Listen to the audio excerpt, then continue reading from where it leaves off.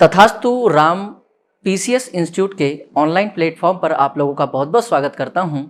और आप लोगों के साथ मेरा यहाँ जुड़ने का केवल एक उद्देश्य है कि आप लोग जो आगामी समय में पीएससी की मेंस की परीक्षाओं को लेकर जो बच्चों के मन में विचार होते हैं, कुछ डाउट्स होते हैं, कुछ संदेह है, उन संदेह को दूर करने की कोशिश करने के लिए यहाँ पर उपस्थित हुआ हूँ और प्रयास करूँगा कि आप लोगों को उत्तर लेखन, जो कि पीएससी मेंस की सबसे बड़ी एक कह सकते हैं कि प्रवेश स्थिति है, आपका एक प्रवेश द्वार है वो। यदि आप उस द्वार को पार करते हैं तो डेफिनेटली आप लोगों के लिए एक पोस्ट इंतजार कर रही होती हैं। तो उस पोस्ट तक पहुंचने के लिए जो आपकी आंसर राइटिंग है, आपका उत्तर लेखन है, ये आपकी एक पहचान है, आपका ये कौशल है। मैं ऐसा इसलिए कह रहा हूं, आपकी पहचान क्यों है? क्योंकि जब बच्चा इंटरव्यू देता है तो उस समय जो इंटरव्यू लेने वाली पैनल होती है वो आपसे मुखातिब होती है, रूबरू होते हैं आमने सामने, तो वो आपके व्यवहार को आपको बड़ी आसानी से समझ जाते हैं। परंतु मेंस में जो आंसर राइटिंग चेक करने वाले लोग होते हैं, जो आंसर देखते हैं, वो आपके व्यक्तित्व को कैसे समझे, वो आपको कैसे जाने, उसके लिए आपको अपने उत्तर लेखन में कुछ चीजों को, कुछ बारीकियों को बड़ी ध्यान से समझने की आवश्यकता है। हालांकि आप लोगों ने, कुछ ऐसे बच्चे होंगे जिन्होंने पहले भी पेपर दिए हैं या अभी दे भी रहे होंगे या भविष्य में देंगे भी, तो इन लोगों ने जो कमियां बताई हैं मुझे, या कभी बताया है कि सर लिखने में हमें क्या दिक्कतें होती है, उत्तर लेखन में क्या हम लोग गलतियां कर देते हैं कि हमें हिंदी जैसे विषय में नंबर नहीं मिलते, पर हमें बड़े गर्व से कहते हैं कि हम हिंदी प्रदेश, हिंदी भाषी लोग हैं, है ना, पर हमें हिंदी में नंबर क्यों नहीं मिलते? तो उस क्यों का प्रश्न जो है, इस प्रश्न का उत्तर आज हम लोग खोजने का प्रयास करते हैं। तो ये प्रयास केवल मेरा नहीं होगा, ये आपका और मेरा होगा, मतलब हम दोनों का होगा। यदि मैं यहाँ से कुछ बता रहा हूँ या कोई चीज सोच कर आप लोगों को समझाने का प्रयास कर रहा हूँ, तो उसमें आप लोगों का कभी कोई ना कोई एक छोटा सा योगदान होगा। उसी योगदान को ध्यान में रखते हुए मैं कुछ आप लोगों से आज बातें शेयर करूंगा कि हम लोग गलतियां कहाँ कहाँ करते हैं और उन गलतियों से कैसे बचें। कौन सी गलती उत्तर लेखन समय करते समय न हो और हमें नंबर अच्छे प्राप्त हो, क्योंकि पीएससी मेंस में हिंदी एक ऐसा विषय है, यहां पर अगर आप चाहे तो बहुत अच्छे नंबर प्राप्त कर सकते हैं, वरना वहीं पर ये नंबर कम होते हुए चले आते हैं। उसके पीछे कुछ तथ्य हैं, उन्हीं तथ्यों को खोजने का प्रयास करते हैं। तो आइए शुरू करते हैं कुछ चीजों को लेकर और आप लोगों के साथ जुड़ते हैं। तो सबसे पहले तो सिलेबस पर बहुत सारी बार या बहुत बार आप लोगों ने चर्चा की भी होगी, देखी भी होगी, और आप लोगों को सिलेबस मुखाग्र याद भी होगा। परंतु मैं आप लोगों से फिर यहाँ एक बात कहना चाहता हूं कि जब मैं बच्चों से मिला था 2-3 दिन पहले की बात है, तो उन लोगों ने मुझसे कहा कि सर हम लोग पढ़े क्या, जितना पढ़ते हैं बहुत कम लगता है। तो मैं आप लोगों से एक बात कहूं, सिलेबस जो है, जो आपका पाठ्यक्रम है,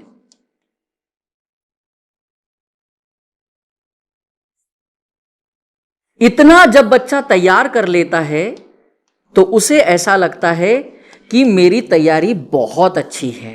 पर मैं आपको एक बात बता दूं, आपकी तैयारी परीक्षा से ज्यादा अच्छी नहीं है। इस बात को हमेशा दिमाग में बिठा कर रखिए। आपकी तैयारी हो सकती है आपने किताबों से की हो, जैसी भी की हो, पढ़कर की हो, यहां वहां से चीजें कलेक्ट करके की हो, परंतु आपकी तैयारी परीक्षा से अच्छी नहीं होगी, क्योंकि सबसे बड़ी तैयारी जो है वो केवल परीक्षा के पास है, हमारे पास नहीं होती। तो हम कुछ प्रयास कर सकते हैं बेहतर करने के लिए। परीक्षा ये जो है ना, ये आप लोगों का आकलन करेगा उत्तर लेखन को लेकर, क्योंकि जो कॉपी चेक करने वाले होंगे उनकी भी भूमिका आप लोगों के लिए बहुत अच्छी दिमाग में बननी चाहिए कि ये बच्चा पीएससी के लिए बना है या नहीं बना है। अगर पीएससी के लिए बना है तो उसकी कॉपी में ऐसा क्या नजर आया उसको कि आपको उसको वो नंबर देने के लिए मजबूर हो जाए वो व्यक्ति। तो उसके लिए कैसे पढ़ना है और कितना पढ़ना है उसको देखते हैं। तो सबसे पहला प्रश्न आप लोगों के सामने नजर आ रहा होगा जो आपके सिलेबस में है, निर्धारित संपूर्ण पाठ्यक्रम। यहीं पर सारी बात छिपी हुई है आप लोगों के लिए।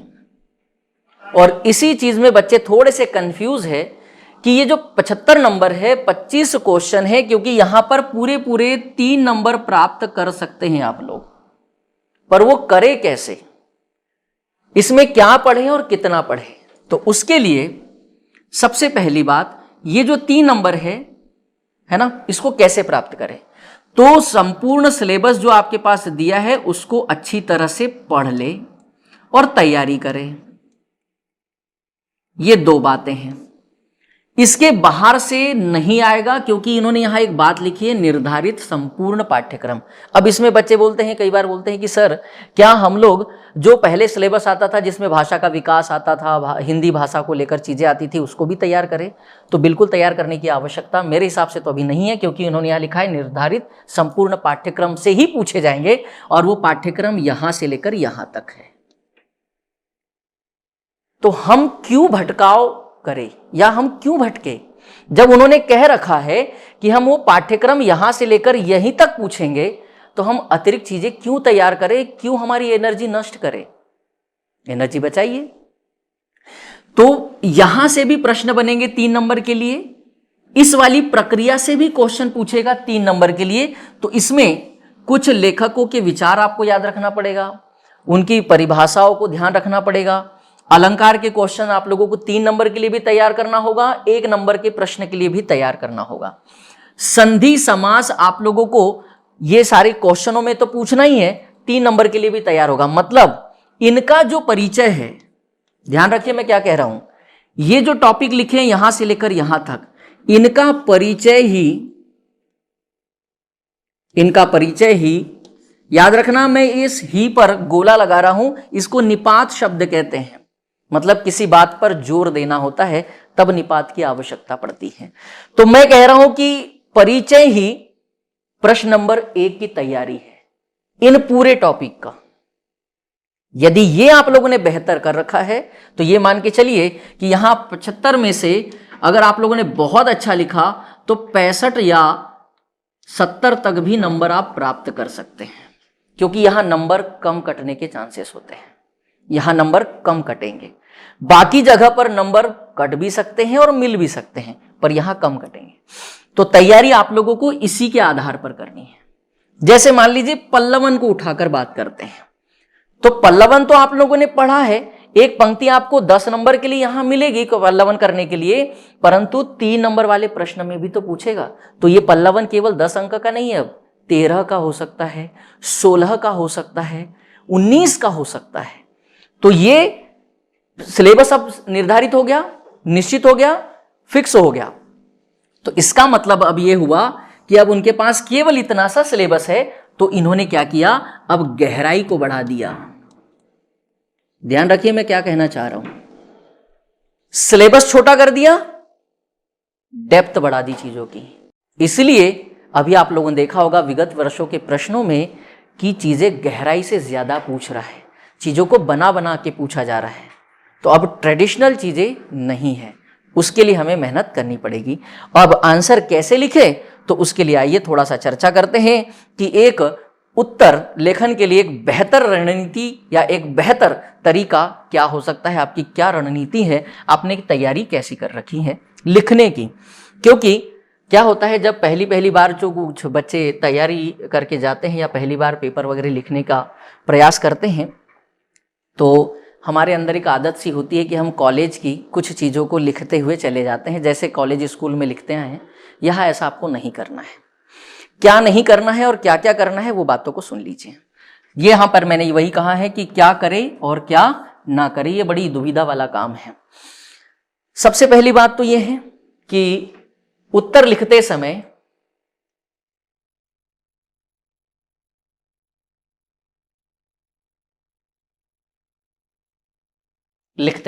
आपको ध्यान क्या क्या रखना है।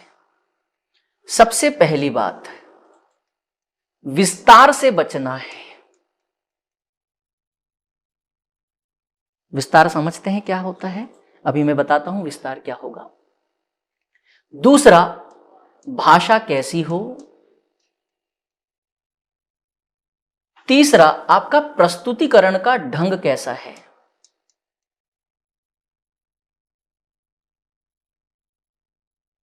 और एक और बिंदु मुझे समझ में आता है, वो है हम हिंदी प्रदेश के लोग हैं तो हम भावनाओं में अधिक बह जाते हैं। भावना पर कंट्रोल करना है आपको। आइए एक एक बिंदु को क्लियर करते हैं। यहां विस्तार का मतलब यह है कि हमें बहुत अधिक भी नहीं लिखना है और कम भी नहीं लिखना है। मतलब प्रश्न की प्रकृति को समझना है।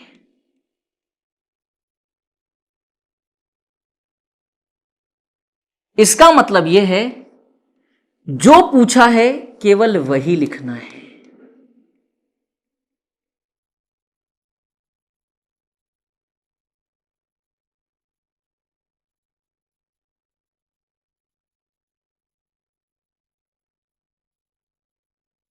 ठीक है, अब इसका मतलब यह है कि फिर लिखे क्या?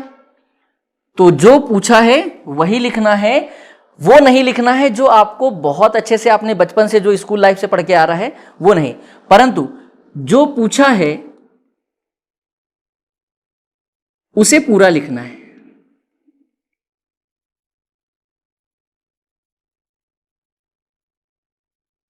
जो पूछा है केवल वही लिखना है और जो पूछा है उसे पूरा लिखना है, छूटना नहीं चाहिए कुछ। इसको कहते हैं प्रश्न की प्रकृति। प्रश्न का पूरा नेचर क्या है, प्रश्न की आवश्यकता क्या है। अगर आवश्यकता को समझ गए तो उसके अनुसार लिखने में बड़ी आसानी हो जाएगी। ठीक है, आवश्यकता। अब बात आती है भाषा की। कुछ बच्चे हिंदी मीडियम से पेपर दे रहे होंगे और कुछ बच्चे ऐसे हैं जो इंग्लिश मीडियम के होते हैं। और हिंदी मीडियम का पेपर है भाई, हिंदी का पेपर है, भाषा का पेपर है, तो आपको भाषा को हिंदी में तो ही लिखना है। यहाँ लैंग्वेज कह नहीं सकते कि ऑप्शनल हो या चुन लो कि इंग्लिश चुन लो या हिंदी चुन लो, यहाँ तो हिंदी में ही लिखना है। तो इंग्लिश वाले बच्चों को बड़ी कठिनाई जाती है थोड़ा सा हिंदी को पेपर लेकर या हिंदी के पेपर को लेकर, और हिंदी वाले बच्चों को थोड़ा सा ऐसा लगता है कि हमारे लिए बड़ा सरल है। पर नहीं, अगर आप लोग मेरे हिसाब से कुछ बातें यहाँ पर सीख लेंगे तो मुझे ऐसा लगता है कि आप लोगों को बहुत मदद मिलने वाली है। सबसे पहले भाषा का मतलब है यहाँ पर जो भी लिख रहे हैं वो शुद्ध लिखे। कैसा लिखे? शुद्ध लिखे। शुद्ध का मतलब है साफ सुथरा लिखे।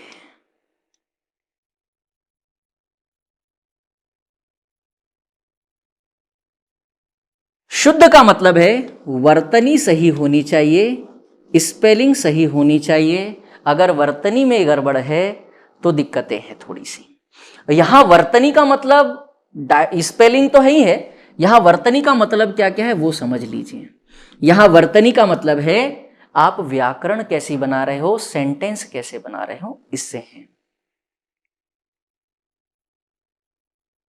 आपका व्याकरण कैसा है, आप कैसे लिख रहे हो, आप क्या लिख रहे हो, ये समझ में आना चाहिए। मतलब जैसे होता है ना कि पहले वाक्य अगर लिख रहे हो तो संज्ञा लिख रहे हो तो उसके बाद कर्म आना चाहिए, फिर उसके बाद क्रिया आना चाहिए, फिर सहायक क्रिया आना चाहिए। ये हिंदी के स्ट्रक्चर होते हैं वाक्यों को लिखने के लिए।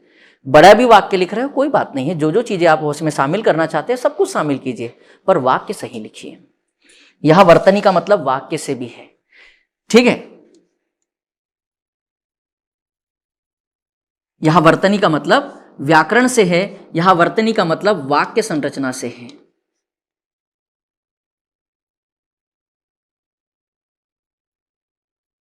और यहां वर्तनी का मतलब एक और है, और वो है परिनिष्ठ भाषा।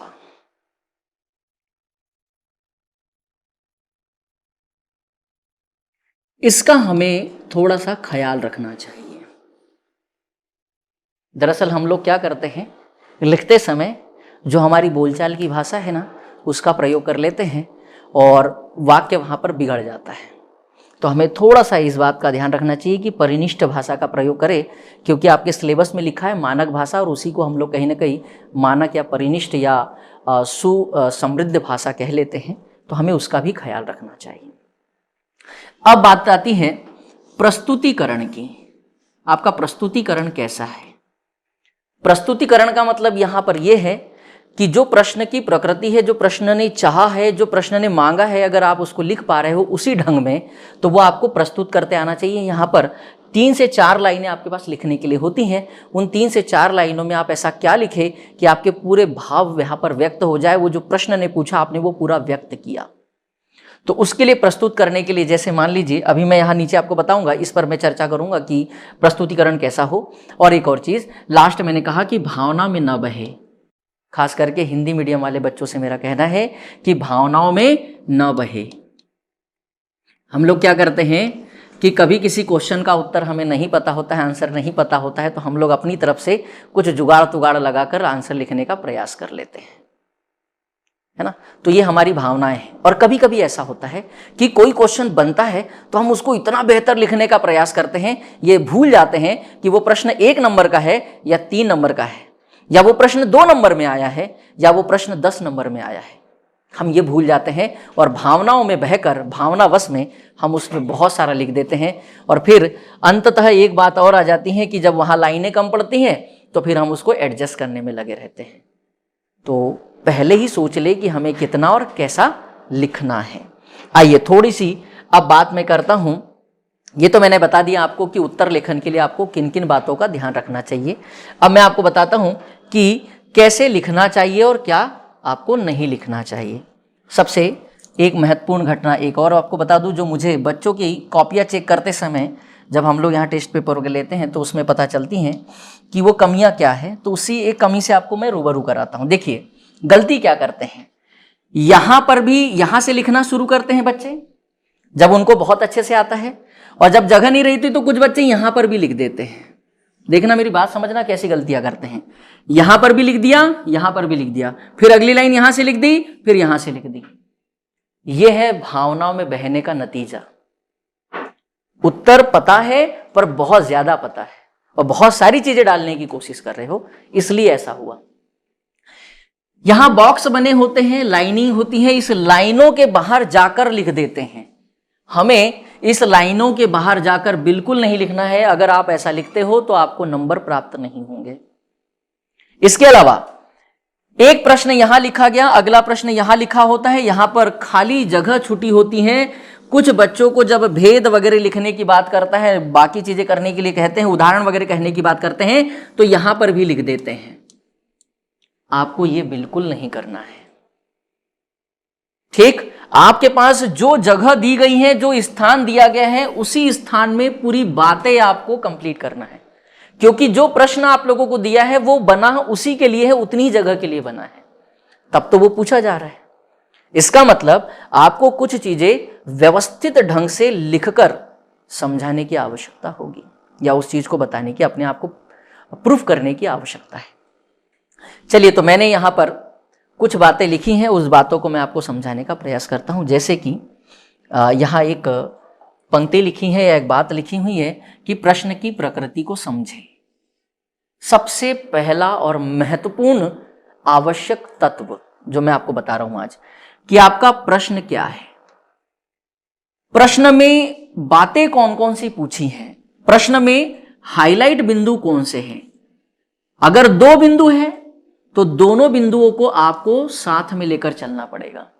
अगर 3 बिंदु दिए हाईलाइट तो आपको तीनों को साथ में लेकर चलना पड़ेगा, तो ही आपको नंबर मिलेंगे, क्योंकि यहां पर 3 नंबर की कहानी है।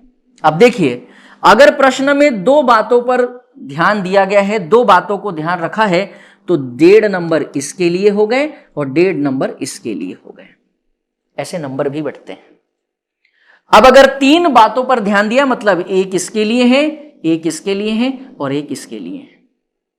मेरी बातें ध्यान से समझिएगा आप लोग कि मैं यहां क्यों इतनी बारीकी से आप पर जोर देने के लिए कह रहा हूं कि प्रश्न की अगर प्रकृति आप लोगों ने समझ ली कि प्रश्न चाहता क्या है, अगर वो पकड़ लिया तो आंसर आप लोगों ने जो कुछ पढ़ रखा है उसी पर आधारित तो लिखना है।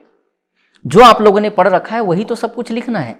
जैसे मान लीजिए यहां पर उसने पूछा, हमारे यहाँ हिंदी में 2-3 प्रश्न बड़े ज़्यादा प्रचलित है एक प्रश्न है संधि माने।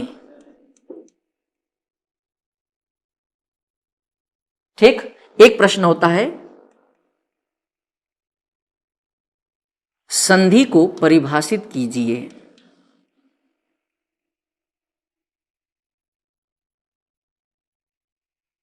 परिभाषित कीजिए। एक प्रश्न होता है संधि किसे कहते हैं।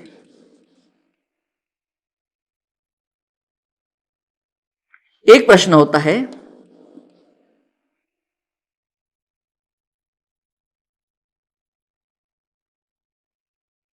संधि का अर्थ लिखकर भेद लिखिए।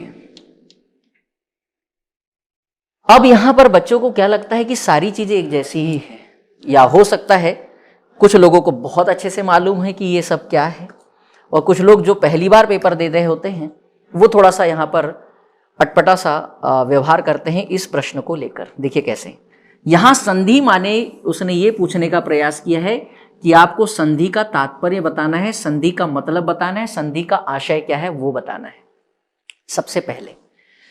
तो यहां आंसर लिखा जाएगा संधि का अर्थ या आशय। तो संधि का अर्थ है मेल या योग से या जोड़ से। फिर उसके बाद आपको यहां परिभाषा दे देना है। अभी परिभाषा पर भी चर्चा करूंगा, ठीक, ये बात करनी थी। और उसके बाद में अगर आपको याद आता है, कोई एक आध उदाहरण वगैरह याद आ जाता है तो लिख दीजिए, अन्यथा इतने में आपका काम हो चुका है। संधि को परिभाषित कीजिए उसने। अब देखिए यहां प्रश्न की प्रकृति देखिए क्या हुई है। प्रश्न में यह पूछा है कि केवल संधि को परिभाषित करना है। केवल यहां क्या करना था, परिभाषित करना था। अगर तुम इसको परिभाषित कर देते हो, परिभाषित करने के बाद एक उदाहरण दे दीजिए तो वो बात पूरी तरह से आपकी पुख्ता हो जाएगी। उसको, इसी को प्रमाण कहते हैं। प्रामाणिकता मैंने लिखा था पीछे, याद होगा आपको। यह आपकी बात प्रमाणित हो चुकी है कि आपने जो परिभाषा लिखी है वो सत्य है। अब यहां प्रश्न देखो कौन सा है, संधि किसे कहते हैं। संधि किसे कहते हैं, तो इसमें क्या क्या लिखा जाना चाहिए, इसमें कौन कौन सी बातें लिखें। जब भी इस तरह का प्रश्न आएगा तो इसमें सबसे पहले तो देखो किसे कहते हैं। इसका मतलब अब वो संधि की कुछ बारीकियां पूछने के प्रयास में है, संधि की कुछ बारीकियां आप लोगों से जानने के प्रयास में है। तो सबसे पहले आपको यहां पर संधि का अर्थ बताना है, परिभाषा लिखनी है, और उसके भेद वगैरह अगर आपको याद है तो लिखना है। और अगर उदाहरण जगह बचती है आपके पास, 4 लाइनें हैं, अगर उनमें से बच जाए जगह तो आप लोग इन 4 बातों को ध्यान में रखकर चीजें लिख सकते हो। तो इसको अरेंज करने के लिए, इसको व्यवस्थित लिखने के लिए आपको कहीं ना कहीं विराम चिन्हों की आवश्यकता पड़ेगी। तो अब हिंदी का पेपर जो है बेटा, वो रटने पर कम समझने पर ज्यादा फोकस करता है। अब यहां रटा हुआ काम नहीं आएगा, यहां आपको थोड़ा सा मेहनत करके काम करना पड़ेगा। अब यहां लिखा है कि संधि का अर्थ लिखकर केवल भेद लिखना है। मतलब यहां पर 1.5 नंबर इसके लिए है और 1.5 नंबर यहां पर है। और यहां देखिए कितनी अच्छी व्यवस्था की उन्होंने, 1 2 3 ऐसे नंबर मिलेंगे आपको यहां पर, और यहां इन दोनों बातों पर आपको नंबर मिलेंगे, और ये दोनों चीजें लिखेंगे तब नंबर मिलेंगे प्रॉपर। ठीक, तो ये रही संधि के बारे में बातें। अब आप लोग संधि के जितने भी क्वेश्चन हैं उनको उठाइए और उनको एक सही ढांचे में फ्रेम करने का प्रयास कीजिए। और जब भी प्रैक्टिस करें तो कोशिश करें कि जो आयोग ने उत्तर लेखन के लिए जो दायरा निर्धारित किया गया है उसी में लिखें और बार बार लिखने का प्रयास करें। अब बात करते हैं परिभाषाओं को लेकर, चीजों को लेकर, कि परिभाषाएं वगैरह कैसे लिखे सर, कितना सारा लिखते हैं हम लोग और क्या क्या लिखते हैं, उन सारी बातों को थोड़ा सा ध्यान रखते हैं। आइए, जैसे ये अब यहां एक मैंने प्रश्न दिया है, आप लोग इस प्रश्न को कैसे सॉल्व करेंगे, आप लोगों के हिसाब से मैं जानना चाहता हूं कि आप लोग इस प्रश्न को क्या क्या लिखेंगे। देखिए उसने बोला है स्वर संधि के कितने भेद है और उनके नाम दीजिए। मतलब प्रश्न की प्रकृति ये हो गई कि यहां पर संधि, स्वर संधि के केवल भेद लिखना है और उनके अब नाम भी देने हैं। तो आपको सबसे पहले उत्तर में यहां ये लिखना चाहिए, उत्तर में हमेशा अगर उसने पूछा है कितने भेद है तो पहले यहां लिखो 5 भेद है, ऐसा पूरा आपको लिखना है। ये 5 भेद है। अब इतना अगर आपको मालूम है कि 3 लाइनें यहां दी है, 1 लाइन और यहां लिख सकते हैं अपन। 5 भेद है तो 1 लाइन में तो आप लोगों ने 5 भेद पहले आंसर लिख दिया। अब उसने बोला है कि उनके नाम दीजिए, तो पांचों के यहां पर व्यवस्थित नाम दीजिए। ये 2 हो गया, यहां तीसरा आ जाएगा, यहां चौथा आ जाएगा और यहां पर ये 5वां नाम आ जाएगा। ऐसे आपको नाम भी देना है। अब यहां स्वर संधि बोला है उसने, यहां परिभाषा देने की जरूरत नहीं है, उसने परिभाषा पूछी ही नहीं है, बोला ही नहीं है ऐसा कुछ। प्रश्न में सिर्फ ऐसा कहा है स्वर संधि के कितने भेद होते हैं, तो कितने भेद होते हैं तो केवल 5 भेद होते हैं और उनके नाम दीजिए। तो यहां नाम लिख देना है दीर्घ स्वर संधि, गुण स्वर संधि, ठीक है, सॉरी दीर्घ यहां होगा, गुण यहां हो जाएगा, वृद्धि यहां हो जाएगी, यण यहां हो जाएगी, अयादि हो जाएगी। ऐसे आपको प्रॉपर नाम लिख कर देना है, तो ही आपको यहां पर नंबर मिलेगा और इस वाले के लिए नंबर मिलेगा। अगर अब इसमें देखो, इसमें भी अगर तुम लोग वर्तनी का ध्यान नहीं रखोगे तो फिर कैसे काम चलेगा। इसमें भी क्या करते हैं, पहले नाम आगे पीछे हो सकते हैं, मैं मान सकता हूं, पर वर्तनी आगे पीछे कैसे करोगे भाई। वर्तनी में कई लोग यण स्वर संधि को ऐसा लिख देते हैं। अब ये तो सरासर गलत है ना, क्योंकि यण संधि में हमेशा क्या लगा होता है, हलंत। अब अगर इतनी भी वर्तनी ध्यान नहीं रखोगे तो फिर हिंदी का पेपर कैसे निकालोगे। तो ये है आंसर को कैसे लिखा जाए, उसका एक छोटा सा नमूना आपके सामने मैं पेश कर रहा हूं, ठीक है। तो आज के लिए आप लोगों के साथ जुड़ने का मुझे मौका मिला, इतना ही था मेरे पास कुछ चीज़ें बताने के लिए। प्रयास करेंगे कि कल जो है, ये तो अभी मैंने केवल प्रश्न पहले के लिए तैयारी की है कि आपके पास 8 प्रश्न हैं, उन 8 प्रश्नों में हर प्रश्न की अपनी एक खासियत है। अगला प्रश्न रहेगा 2 और 3, दूसरे प्रश्न में है अलंकार, तीसरे प्रश्न में है अनुवाद। तो हम अगले वीडियो में मिलेंगे, अलंकार को कैसे लिखें और अनुवाद कैसे करें। तो आपके 8 प्रश्न हैं, इन 8 प्रश्नों को मैं अगले कुछ वीडियो में आपको समझाते हुए चलूंगा। तो इंतजार कीजिएगा कल का। जय हिंद, जय भारत। कल मिलते हैं।